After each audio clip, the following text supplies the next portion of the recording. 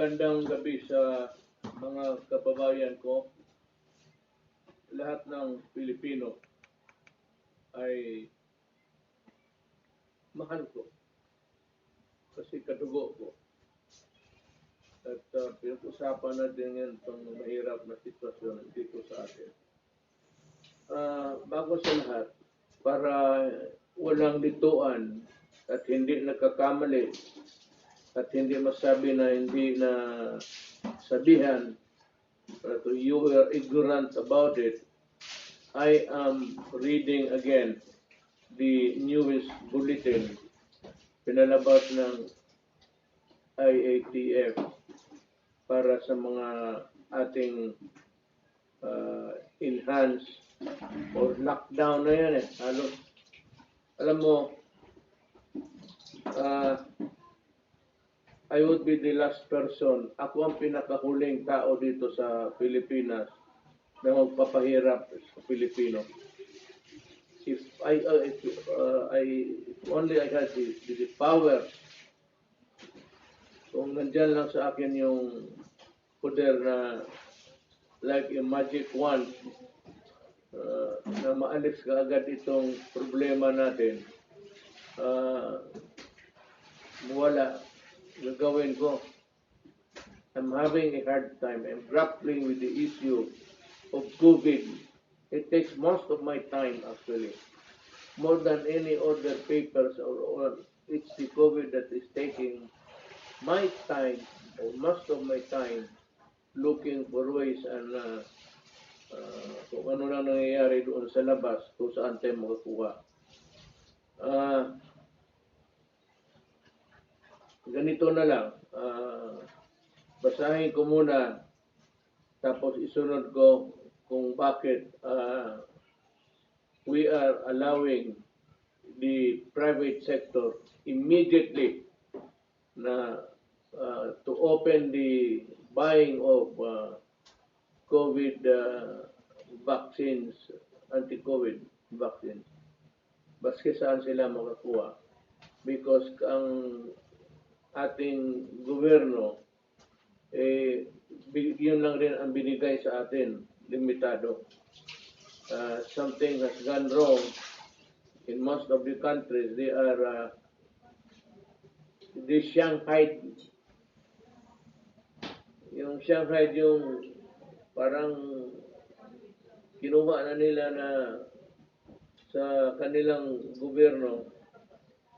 At ewan ko, there's a rocos now somewhere in we are not allowed to mention the name of the countries, but there's something, there's a rocos going on, and the fight for COVID possession is ongoing. It's a very serious one. But before that, let me read ang klaseng quarantine ang naka-impose sa mga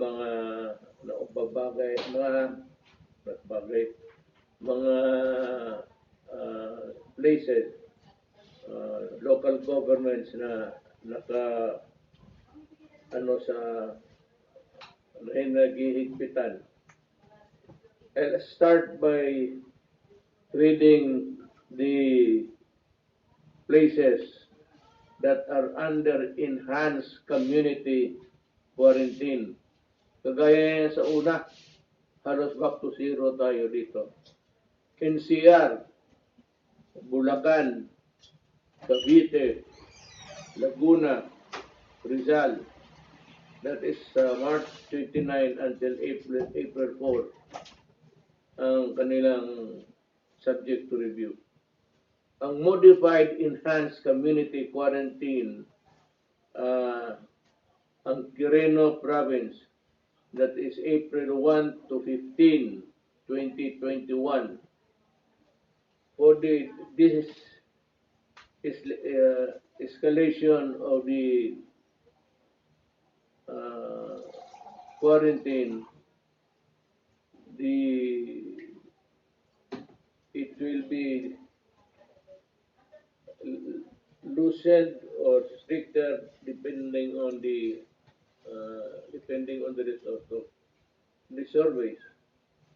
You know, today, Metro Manila, I think, registered 10,016, Nationwide po, sir. 10,016. 16 po. Ngayon, so, bakit ito mataas eh? Bakit? Patuloy pa rin yung mikrobyo na gumagana sa katawan ng tao dito sa Pilipinas. To continue the modified enhanced community quarantine, City of Santiago, Isabela. General community quarantine, the entire Cordillera Administrative Region. Region 2 is Cagayan, Isabela, Vizcaya. Region 4A, Batangas. Region 8, Tacloban. Region 10, Iligan City. Region 11, Davao City. Ang Barn, Pasari, ang Lanao del Sur. Dito tayo sa modified general community quarantine, well, it is for the rest of the country. So aside from those countries at the places that I have mentioned, yun yung mga stricto. Itong the rest of the Philippines, modified general community quarantine lang. Now, bakit ganon? Ang gobyerno ba natin nagkulang? Ang gobyerno ba natin walang ginawa? Alam mo, sa totoo lang, ang naka-lockdown ngayon, ang the countries of Ukraine, France, Germany, Poland, Italy. 75% of Italy has entered a new lockdown in a bid to fight the rising rates of coronavirus. Hindi lang tayo. Nauna na sila nga sa vaccine. And yet, itong may bagong strain, I'm not a doctor or a medical practitioner.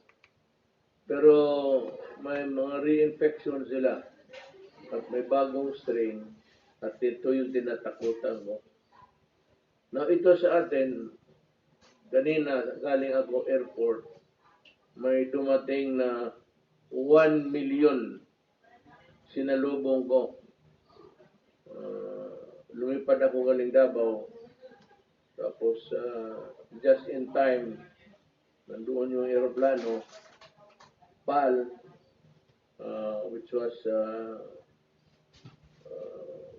leased by the government precisely to bring in the 1 million.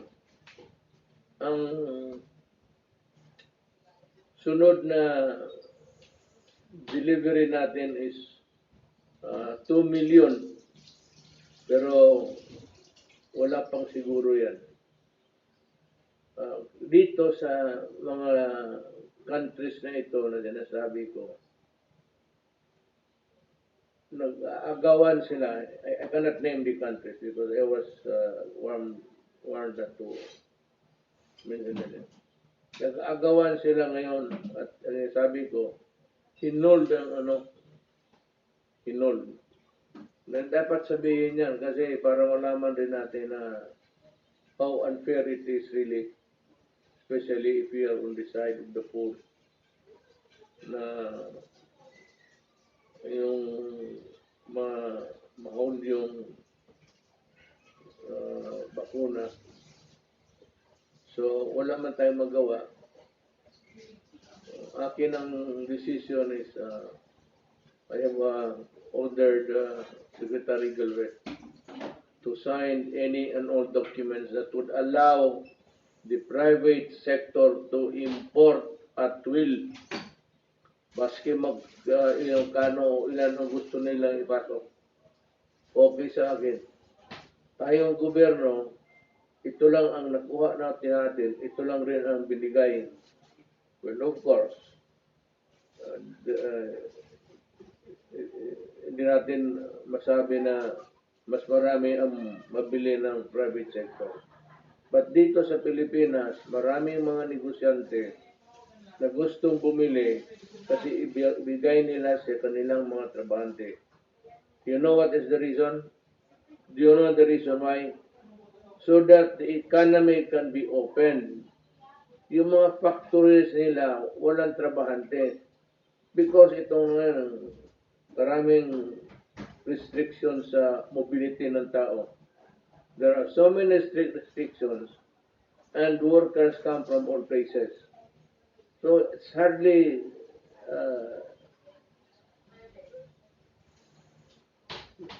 doubly hard for government really to alam mo itong, teka muna ha, let me give you this warning. Pati maprangkahan tayo. Itong dumating ngayon 1.2 million, para lang ito, tamang-tama lang ito, sa mga frontliners, sa mga health workers, at yung lahat ng may connection doon sa trabaho sa in fighting COVID. Ang gusto ko lang malaman, Secretary Galvez, itong mga, for example, medical people but who are not at all doing work in a hospital or mga practitioners yun, yung hindi talaga may ibang negosyo, not the practicing one, should be considered also ordinary civilian. Ako, hindi ko ibigay kasi kung hindi naman connection with your job, meron mga tao na hindi medical ang edukasyon. Medicine, nursing, pero hindi na pinapapractice. They are not practicing their profession. Would it be considered also priority or just an ordinary citizen who should be in line doon sa priority? Tama po kayo, Mr. President. They will not be considered as healthcare workers for the simple reason, sir, na yung risk exposure nila halos wala compared to the healthcare workers in the hospitals, both local and national, both public and private po, at mga iba pa mga facilities, ang ating po mga isolation quarantine facilities, yung po ating mga barangay health workers, yung ating pong mga doktor sa mga AFP, PNP, yan po talaga kasama po yan sa A1 at sila po yung binibigyan natin ng prioridad. Ngayon, kung doktor na hindi naman nagpa-practice, halimbawa, negosyante naman sir, walang risk exposure in the same manner that healthcare workers who are actually working in the healthcare facilities are exposed. Yun lang po, tama po kayo, Mr. President. They were to be considered as part of the general population and must follow the pecking order in the prioritization. Sir. Just be on the reasonable side. Kung ano lang yung reasonable. Kung hindi ka naman talaga exposed sa anong klaseng mikrobyo because you have not visited any clinic or hospital, then you should be considered an ordinary person and last in the priority of people would get the vaccine early. So itong nakuha ko na 1 million na yon, tama-tama lang ito sa health workers. Yung 1.2 na expected natin ngayong April, hindi pa sigurado to, pero tamang-tama pa rin ito sa mga health workers. Hindi pa ito for the hindi pa yung next in line doon sa priority. Yan ganun kahirap ang sitwasyon ng mundo. Meron tayo, naghahabol tayo, gusto nating bumili, may pera na tayo. Sinabi ng World Bank, pati the Asian Development Bank, o sige, pairamin ka namin. Kaya may pera na tayo. The money is made available to us. I suppose that's what the bank has told our people. Ang problema, kulang pa rin. So, we expect a very, not really a dark future, but we expect a bleak months. Baka mahawa ka nga eh. Ang problema, mahawa ka. So, yung mga private sector, ito warning lang ito ha. Huwag ninyo akong pilitin. Baka pupunutin talaga kayo kung saan. I am not threatening yung mga human rights nakikinig. Ito bang nagpapabili ng mga fake, ito nag-i-import na yung walang source, tapos fake, tapos ang mga tao magpabakuna, magbayad ng mahal, dahil nga may bakuna available, hindi na maghintay. I'm just warning you.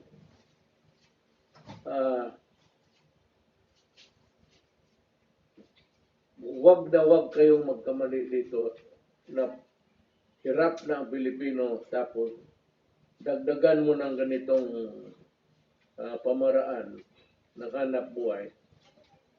Pupulutin ka talaga kung saan. Hindi ako nagbibiro. Pupulutin ka kung saan ka itapon. Wag mong gawin ninyo yan.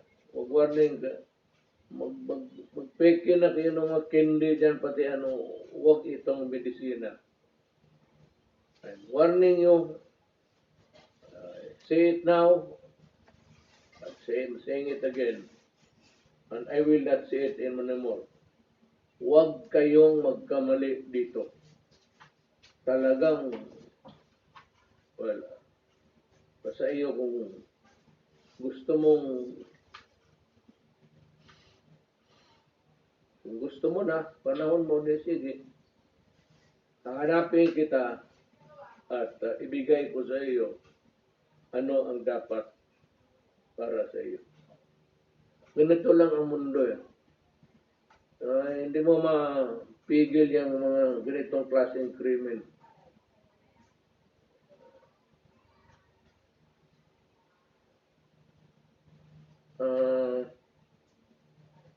Madali lang, mayroon pa akong masabi.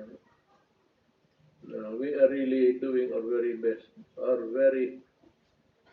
The best of our best na talent getting the vaccine from anywhere. Na para minus-minus yung hawaan. Na intindihin ninyo itong mabuti mga kababayan ko. Pag hindi ito natin, we have to understand government, allow a certain, bigyan mo kami konting medyo stretch your patience and understanding. We're doing our best. We are not a vaccine-producing country. Wala tayong expertise, wala tayong knowledge, medical, scientific knowledge. So naghihintay tayo. And alam mo kasi, may mga bakuna, 2 beses itirik. Usually, yung Sinovac, 2 beses yan. So, twice. Until that is after 1 week, I think, you have to get another shot. So yan, it stretches a mile long ang journey natin sa paano natin isugpo ang bakuna. That is how hard it is. Para makakuha lang talaga tayo. Yan, anong kahirap. Gusto ko nang umiyak sa harap ninyo, pero naubos na ang luha ko. Ay, buhay. Alam lang ninyo ang para akong dumadaan ng purgatorio ngayon this time. Hanggang hindi matulungan lahat ng Pilipino.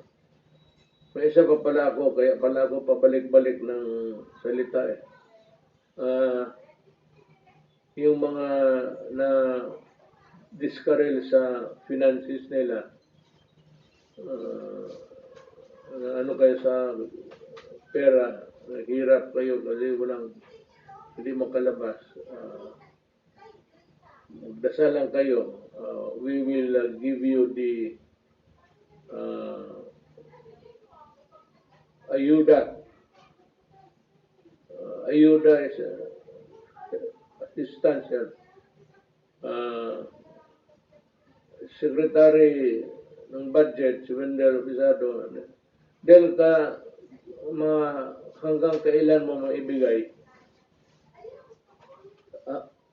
when can you make the distribution and explain to us how do you propose to do the distribution this time? Good evening, Mr. President, and everybody in attendance. Very briefly, can I request the Secretariat here to please share the slides. This is how we're proposing, Mr. President, the supplemental amelioration program for those affected by the enhanced community quarantine in the NCR Plus and the 4 provinces. Mr. President,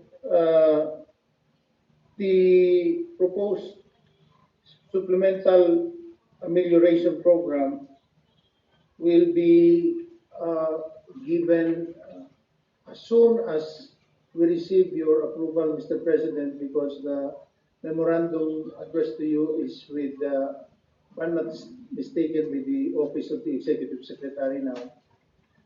So, do you know if this it is is do you know if it is already in my desk? Yung panggabi ko na study, wala pa. Because kung nandoon na yan, pipirmahan ko kaagad din. After this, diretso na ako doon sa bahay. Upuan ko na lang kung saan na ang papel ngayon. But kung wala, I'd like to request the CES to expedite soonest. Sige, Del. Yes, Mr. President, ganito lang po yan. Ito po yung makita nyo sa first column, yung mga local government units na covered at ang total population po nila based on the latest estimates from the Philippine Statistics Authority. At out of the total population, Mr. President, ang i-cover po natin is at least 80%, no? Ng total population. Kaya ba ito nung last bayanihan mo natin, 75 lang. Ito ngayon, talagang dinagdagan pa natin, ginawa na natin 80%. So kung sa NCR po, ang 80% po dyan, abuti ng mga 11.2 million. Sa Bulacan, 3 million. Sa Cavite, 3.4 million. Sa Laguna, 2.7 million. At sa Rizal, 2.6 million, or a total of 22.9 million. Next slide, please. Diretsuhin kita, may pera tayo. Meron, Mr. President. Meron po. Kakaasa po kayo, may pera po tayo. Ito nga pong funding source natin, 23 billion po. So makita natin dun sa total kanina, umabot lang ng 22.9.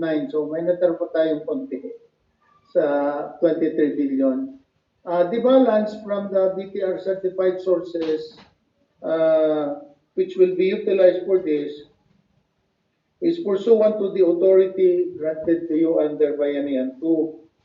Kasi po ang validity ng appropriations ng Bayanihan 2 was extended until June 30. pursuant to RA 11519. So, ganito po ang magiging kalakaran natin sa pagbibigay po ng ayuda. Next slide please. Makita po natin na ang ating ibibigay ay 1,000 pesos per individual and not more than 4,000 per family. Opo.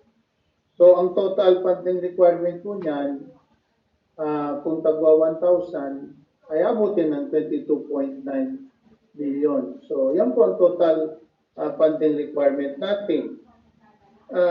Next slide please.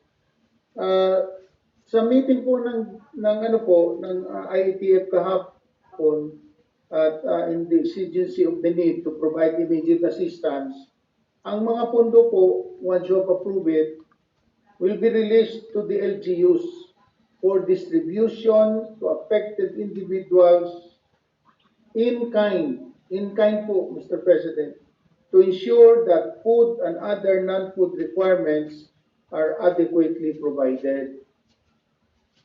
So wala po tayong cash po dito po. We will leave it to the local government units dahil sila naman talaga ang first line of pinupunta ng mga tao na sila po ang mag-allocate nito base po dun sa approval ninyo na at least 1,000 pesos per person. At makakaasa po kayo na once na-approvehan po ninyo, antimano, mag-i-issue na kaagad kami. Nakahanda na po yung SARO at NCA na i-issue namin sa Bureau of Treasury. Tapos ang Bureau of Treasury naman will in turn download na the funds to the LGUs through their MDEs accounts through Land Bank and or DBP or Philippine Veterans. Depende po kung saan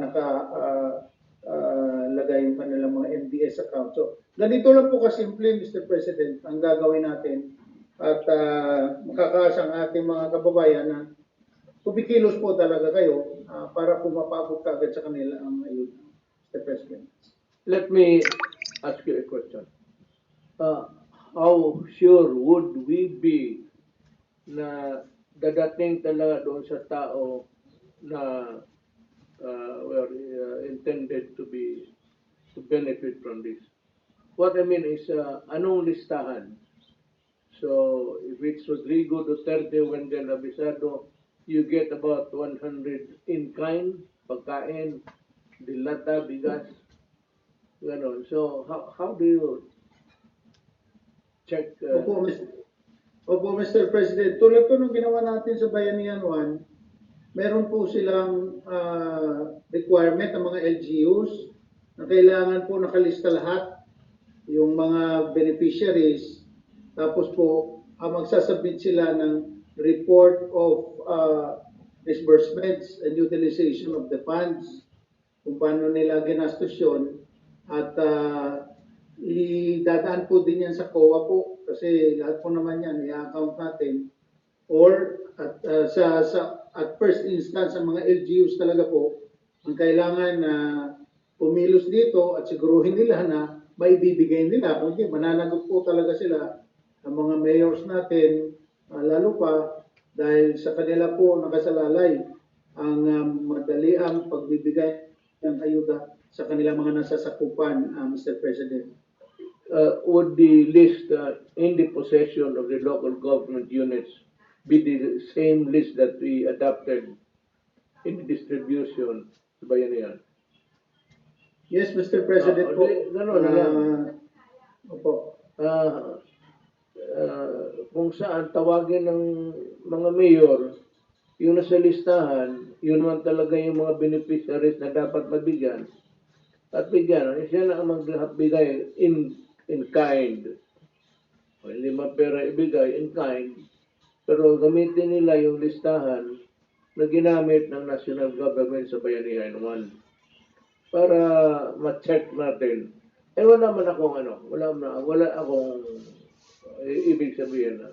I mean, I would concede good faith. Pero alam naman nila pag ganon, down the line, that's what nung una nung yung pantawid na pamigay natin ng pera, I issued the warning, but despite of that, several doon sa baba, naka-litsi-litsi. So, demandado sila ngayon. So, hindi ko naman sabihin na, because itong mga mayor to gusto ko na malaman na i-adapt na lang nila yung listahan natin sa bayanihan because that would ensure that the real benefits are really given to the real person. Yes, Mr. President. Ang totohanan po niyan, and I expect, lalo pa sa mga mayors, na madadagdagan pa po yan kasi lumalaki din po, lumulubot din po yung mga nasasakupan nila. Subalit, antog na nila, sila naman din ang maghahanap ng paraan na madagdagan pa nila. Right. Kasi mabuti nga na kahit na paano, kahanda po kayo na tulungan sila through the national government at sila naman po, magpapakita sila na nagsisika po sila. At ako naman naniniwala sa ating mga local chief executives na gagawin po nila lahat para po masiguro na susundin nila yung pamantayan ng pagbibigay ng ayuda at yung corresponding report na gagawin nila po sa atin dahil po i-report po natin yan at dadaan po sa COA yan at sinabi niya na nga po ninyo hindi pwedeng maglokohan dito dahil mahirap na sitwasyon natin dito ngayon. Magtulungan po tayo dito at ito naman po suportado ng ating Department of Finance. Pumayag si Secretary Dominguez, si Secretary Carchua at ganun din, nakipag-ugnayan din kami kay Secretary Rolly Bautista ng DSWD para masiguro lang po yung coordination sa smooth implementation nitong ating supplemental amelioration program, Mr. President. May isang tanong pa ako. Do we need at all the consent of Congress? Hindi po, Mr. President, dahil po under the Bayanihan 2, you are given the authority to utilize any unutilized appropriation in response to the pandemic, Mr. President. Maliwanag po yan sa Bayanihan 2. Kaya nga po, ito, available po ito na mga pondo na gagamitin natin.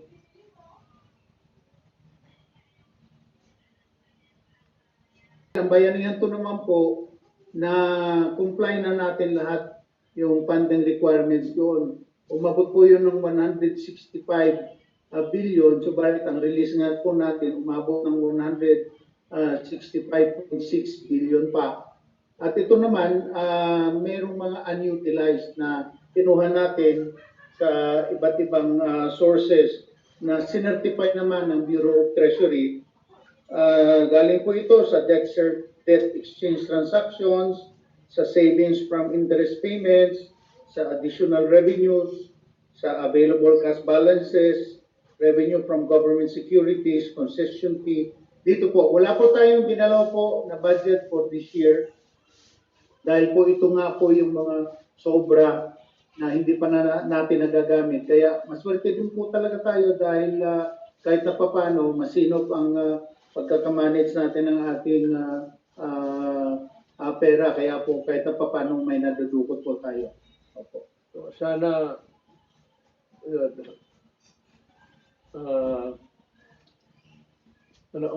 ano ba tayo ngayon?